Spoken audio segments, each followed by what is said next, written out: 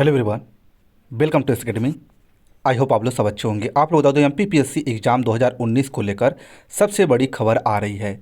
बहुत सारे विद्यार्थी इस एग्ज़ाम को लेकर प्रदर्शन भी कर रहे हैं, क्योंकि जो विद्यार्थी साक्षात्कार यानी इंटरव्यू तक पहुंच चुके हैं उनके द्वारा विरोध प्रदर्शन किया जा रहा है कि उनके 3 साल वेटिंग हो गई, उनका इंटरव्यू क्यों नहीं लिया जा रहा है। और कई विद्यार्थियों को ये भी सता रहा है कहीं वो विद्यार्थी जो इंटरव्यू से है यानी परीक्षा से बाहर होना हो जाए, क्योंकि माननीय हाई कोर्ट के द्वारा 7 अप्रैल को फैसला सुनाया गया था कि एमपीपीएससी एग्ज़ाम 2019 का फिर से रिजल्ट बनाया जाए, यानी शुरू से रिजल्ट बनाया जाए। इस रिजल्ट को जो अभी इंटरव्यू होना है उसको फिर पूरी तरह से अमान्य घोषित कर दिया था। आइए जानते हैं पूरी न्यूज़ क्या है, बच्चों को क्यों इतना डर सता रहा है कि यह इंटरव्यू से बाहर हो सकते हैं, यानी परीक्षा परिणाम से बाहर हो सकते हैं, और कोई विद्यार्थी अंदर कैसे हो सकता है। तो चलिए बिना देर के वीडियो को शुरू करते हैं। आप लोग वीडियो को शुरू से अंत तक जरूर देखिएगा, तभी आप लोगों को समझ में आ पाएगा कैसे कौन विद्यार्थी बाहर हो सकता है, कौन अंदर हो सकता है, और आप लोग इस किस के लिए यह प्रदर्शन किया जा रहा है। और चैनल पर पहली बार विजिट किए हैं तो चैनल को जरूर सब्सक्राइब कर लीजिएगा। चलिए आप लोग बता दो, ये पेपर में पब्लिश किया गया, आज ही के पेपर में आया है। पूर्व घोषित परिणाम में उलटफेर की आशंका से डरे अभ्यर्थी दिया धरना प्रदर्शन, यानी जो इंटरव्यू तक पहुंच चुके हैं वो डरे हुए हैं कि कहीं उनको बाहर न कर दिया जाए। परीक्षा परिणाम से उलटफेर करके आशंका है, उनको डर है कहीं बाहर न किया, धरना प्रदर्शन भी कर रहे हैं। आइए पूरे न्यूज़ के एक बार पूरे पढ़ लेते हैं। ये इंदौर नई दुनिया में प्रकाशित किया गया है। राज्य सेवा परीक्षा 2019 के अंतिम दौर में पहुंच चुके उम्मीदवार के लिए इंटरव्यू का इंतजार खत्म होने का नाम नहीं ले रहा है।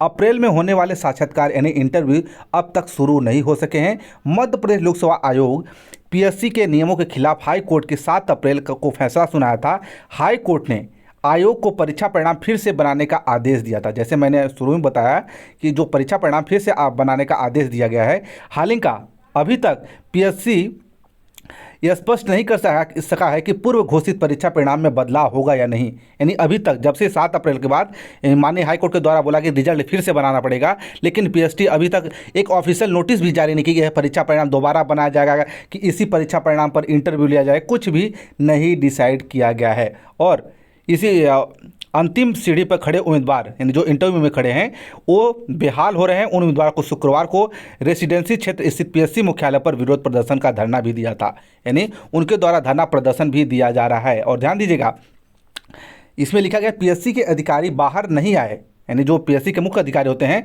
अभ्यर्थी तेज धूप में बैठे, विद्यार्थी जो थे तेज धूप में बैठे रहे। सुरक्षा अधिकारियों ने अभ्यर्थियों को समझाने की कोशिश की, अभी अधिकारी बैठक में व्यस्त हैं इसलिए चर्चा के लिए नहीं आ सकते। उनके द्वारा बताया गया कि अभी जो हैं अधिकारी जो हैं चर्चा में व्यस्त हैं इसलिए नहीं आ सकते हैं। अभ्यर्थी इसके बाद भी जमे रहे। बाद में पीएससी के सचिव प्रबल सिपावा बात करने आए। अभ्यर्थी ने कहा कि परीक्षा का पहला दौर 2019 शुरू हुआ था, 3 वर्ष हो गए हैं, प्रक्रिया पूरी नहीं हुई है। कोर्ट के मामले लंबित थे तो पीएससी ने प्रक्रिया जारी क्यों रखी। प्रारंभिक और मुख्य परीक्षा के दौर पर पार का अंतिम दौर पहुंचने में अभ्यर्थी के साथ अन्याय है, यानी अभ्यर्थी के द्वारा सही बोला जा रहा है। यदि पीएससी का मुख्य परीक्षा जो है माननीय हाईकोर्ट में इसका विचाराधीन था इस पूरा मामले को, तो पीएससी क्यों प्रारंभिक परीक्षा मेंस परीक्षा क्यों करवा रहा था, यानी उनको टाइम बर्बाद किया जा रहा था उनके द्वारा। ये भी विद्यार्थियों के द्वारा बोला जा रहा है। उन्होंने अभी तक नहीं बताया जा रहा कि इंटरव्यू कब होंगे और प्रक्रिया में शामिल रहेंगे या नहीं, ये भी बताया जा रहा है। उनसे पूछा जा रहा है कि क्या हमको बाहर किया जा सकता है, नहीं किया जा सकता है, क्या हम लोग शामिल में रहेंगे कि नहीं रहेंगे, या कौन से बच्चे फिर से नए बच्चे अंदर आ जाएंगे, ये भी पूछा जा रहा है। लेकिन पीएससी द्वारा कुछ जवाब नहीं दिया जा गया है। सचिव ने कहा कि पीएससी मुद्दे के विधायिक राय ले रही है, यानी पीएससी जो है विधायक राय ले रही है।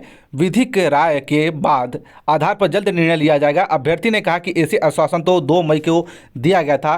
पीएससी ने अधिकारी ने कहा कि 2-3 दिन में विधिक राय के आधार पर प्रक्रिया पर निर्णय ले लिया गया, यानी 2 मई का फिर से अभ्यर्थी पहुंचे थे, फिर भी उसी समय ये बोला गया कि ये बीच में विधिक राय लिया जा रहा है, अभी तक राय नहीं लिया। फिर से 13 मई को यह प्रदर्शन हुआ। इसमें ध्यान दीजिएगा, पीएससी राज्य सेवा परीक्षा 2019 साक्षात्कार नहीं से बेचैनी बढ़ रही है। सचिव ने कहा पीएससी के मुद्दे पर विधिक राय लिया जा रहा है। ध्यान दीजिएगा, कई उम्मीदवार हो सकते हैं बाहर। कैसे? पीएससी प्रारंभिक परीक्षा कुल 3 लाख, ध्यान दीजिएगा 66,000 उम्मीदवार ने भाग लिया था।